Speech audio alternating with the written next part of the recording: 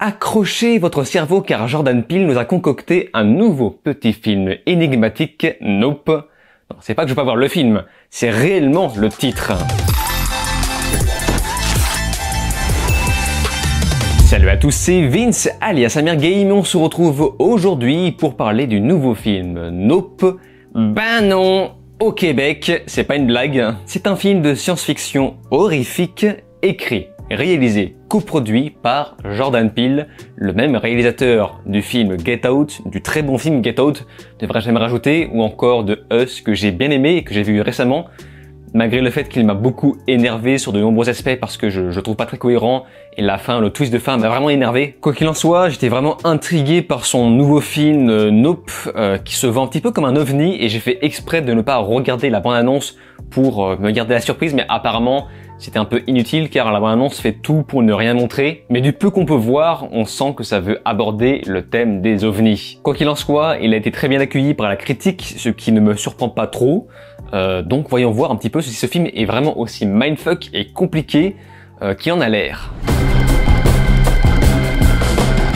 Une famille d'éleveurs de chevaux sera témoin d'un phénomène paranormal. En effet, Oji et sa sœur M pensent avoir vu ce qui semble être un ovni. N'étant pas seuls sur le coup, ils vont tout tenter pour faire découvrir au grand public son existence, mais par contre, ça aura un prix. Alors, j'étais plutôt impatient de vous faire cette vidéo car après avoir vu le film, je trouve qu'il est plutôt intéressant et il y a pas mal de sujets à aborder sans spoiler et avec spoiler. Donc évidemment, je vais mettre un chapitrage avec un timer et la deuxième partie de la vidéo entrera beaucoup plus en profondeur dans les explications, dans l'analyse, etc. Bref, si vous avez déjà vu le film, j'espère vraiment que ça va vous plaire. Mais globalement, qu'est-ce qu'on peut en tirer sans spoilers? Tout d'abord, Nope fait tout pour avoir l'air compliqué au démarrage. Il fait vraiment tout pour maintenir son mystère au maximum et croyez-moi, ça marche. Parce qu'au début, on ne comprend rien. Mais vraiment, on ne comprend rien. Mais le puzzle commence à s'emboîter doucement de plus en plus, et arrivé à la deuxième moitié, ça commence à devenir de plus en plus simple à comprendre, et là s'ensuit le survival,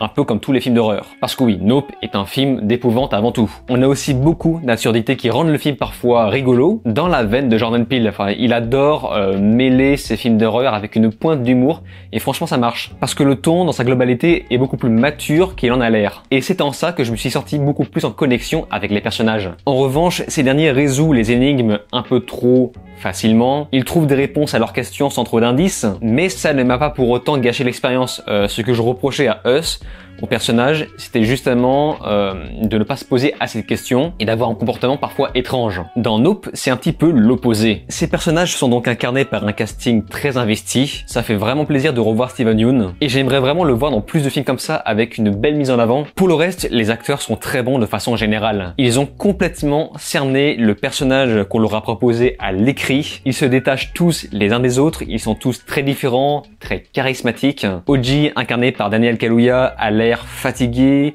un peu dépressif, à l'inverse de sa sœur jouée par Keke Palmer, qui est beaucoup plus joyeuse, vivante et extravertie. On a aussi un technicien très curieux et passionné. Bref, tous les personnages sont vraiment réussis, il n'y en a pas beaucoup, et ils servent tous à quelque chose. De plus, ils ne tombent pas dans des clichés un peu faciles. Et grâce à la réal, on arrive vraiment à ressentir leurs émotions à travers le découpage. Ce dernier marque bien le point de vue du héros. Toute la réal va jouer sur ça. Et c'est justement en ça que le film se différencie des gros blockbusters à gros budget, ceux qui ne peuvent pas s'empêcher de faire de la surenchère. Nope, lui, ne montre que le strict nécessaire. Et les sensations sont donc nettement plus efficaces. C'est donc filmé du point de vue humain, et c'est en ça que Nope est effrayant. Parce que oui, le film fait un peu froid dans le dos psychologiquement, mais rassurez-vous, on s'en remet vite, c'est pas non plus un film traumatisant. Avec ça, la photo est très propre, même si je ne vous cache pas qu'on ne voit un petit peu rien la nuit. Mais ironiquement, c'est aussi ça qui va faire le sel du film, à force de jouer avec le clair-obscur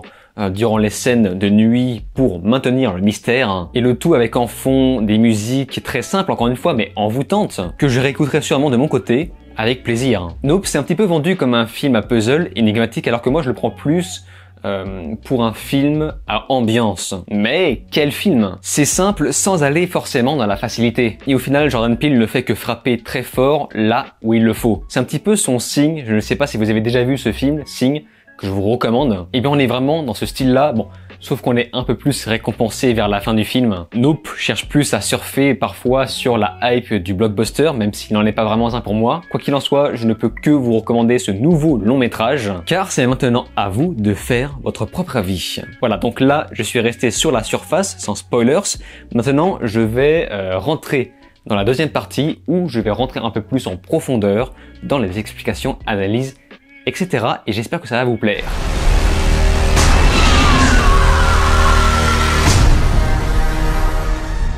Avant tout, je tiens à préciser que ce qui va suivre est essentiellement des interprétations qui me sont propres. De plus, la première partie paraît plutôt simple à comprendre, donc certains peuvent ne pas comprendre pourquoi je décide de créer une partie spoilers de cette façon, mais quoi qu'il en soit, j'ai beaucoup de choses à dire et ça va spoiler. Alors au départ, j'ai eu un petit réflexe, c'était de noter le chapitrage du film, parce que oui, ce dernier est divisé en plusieurs chapitres. On a eu donc Nope, Ghost, Clover, Gordy, Lucky, Jean Jaquette, je ne sais pas s'il m'en manque un. Et après, je me suis rendu compte que ça ne servait à rien de noter tout ça, car en fait, c'est juste un chapitrage, tout ce qu'il y a de plus banal. Mais ceci dit, la première partie du film va nous faire comprendre quelque chose, le lien avec les animaux. De ce que j'ai compris, la présence d'ovnis a l'air d'affoler les animaux. On peut le comprendre par exemple avec les chevaux qui courent à toute vitesse, ou encore le petit singe Gordy qui pète un boulon d'une seconde à l'autre. Et c'est justement en ça que c'est une interprétation, parce qu'en fait le film essaye de nous faire comprendre autre chose.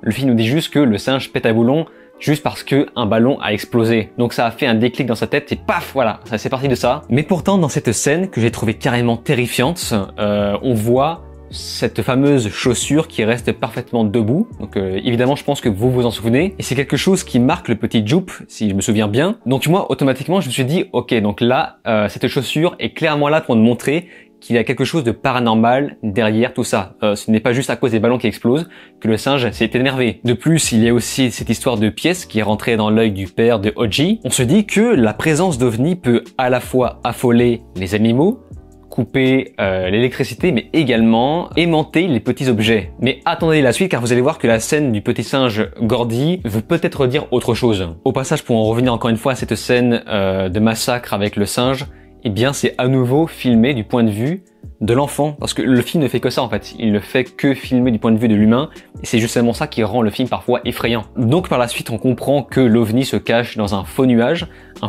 qui matérialise lui-même, tel un caméléon qui se fond dans le décor. Et c'est comme ça que Oji arrive à comprendre que cet OVNI est en fait un animal. Même si je ne suis pas sûr d'avoir bien compris comment ce dernier a réussi à comprendre que l'OVNI avale les gens et les digère, puisque concrètement il n'a jamais vu ce qui se passe à l'intérieur. Et c'est justement ça que j'ai trouvé que le film répondait trop vite à certaines questions que les personnages se posaient. J'en profite aussi pour dire que j'apprécie beaucoup la façon avec laquelle le vaisseau se déplace dans l'air. Il y a un côté très fluide, un petit peu comme si cette chose expérimentait une technologie que nous ne connaissons pas. Cet animal est donc, comme vous avez pu le remarquer, inspiré de créatures aquatiques. On a déjà sa première forme qui ressemble beaucoup à une raie, et ça j'ai noté que c'est la forme qu'elle utilise pour chasser, tel un prédateur, afin de se rendre plus petite, plus discrète derrière son faux nuage. Ensuite nous avons sa deuxième forme qui est inspirée de la méduse, une forme qu'elle déploie lorsqu'elle se sent menacée et qu'elle veut absolument impressionner ses adversaires. Bref, on comprend que cette dernière ne mange que les êtres vivants et recrache ce qu'elle ne peut pas digérer, et Oji, remarquant qu'il s'agit en fait d'un animal, va comprendre qu'il ne faut pas le regarder dans les yeux. Et il va réussir à le comprendre grâce à la boule chromée du début du film qui nous explique en tant que spectateur qu'apparemment les chevaux n'aiment pas quand on les regarde dans les yeux. Bon, je ne savais pas du tout, mais apparemment c'est comme ça. Le film va donc jouer sur ça, sur le fait qu'il ne faut pas regarder cette chose dans les yeux, puisqu'on estime que comme une raie, les yeux doivent se situer sur le dessous. Et là vous allez me dire, mais attends, mais c'est pas cohérent, parce qu'on a bien vu le motard dans le film qui portait un casque se faire avaler, donc la créature n'a pas pu voir que ce dernier le regardait dans les yeux. Et vous avez raison de vous poser cette question, car qu'est-ce qu'avait le motard sur la tête? Il avait un casque. Un casque comment? Il avait un casque chromé, tout comme la boule chromée du début du film qui fait que le cheval voit le reflet de son œil dans le miroir. La créature a donc vu le reflet de son propre œil dans le casque du motard. Et c'est comme ça que ce dernier s'est fait avaler. Et le fait de savoir que l'électricité se coupe automatiquement à l'approche de cette fameuse soucoupe volante explique pourquoi aucune personne vivante sur Terre n'a réussi à filmer de très près cette chose. D'où l'importance à la fin de filmer avec une caméra à bande. Donc ça pour moi c'est ce qu'il y avait de plus simple à comprendre. Maintenant, Entrons un peu plus en profondeur. Parlons un petit peu de Jupe, qui lui a subi son traumatisme d'enfance avec le singe qui massacre tout le monde devant ses yeux. En vérité, ce dernier était conscient de l'existence des ovnis. Et de ce que le film nous fait comprendre subtilement, ce n'est pas la première fois qu'il donne à manger à la créature volante, à Jean Jaquette. J'oubliais qu'elle avait un nom. En effet, Jupe donnait à la créature des chevaux vivants qui appartenait à Oji, et il compte se servir de cette technique pour créer un nouveau type de spectacle. Jupe voulait vraiment montrer la présence de Jean Jaquette à son public, qu'on peut voir dans la scène où tout le monde se fait aspirer, sauf que justement, il n'avait pas prévu ça. Il n'avait pas prévu ça car il pensait que l'OVNI l'épargnerait, pour la simple et bonne raison qu'il s'est pris un petit peu pour un genre d'élu lorsqu'il a survécu le jour où le singe Gordy a massacré tout le monde.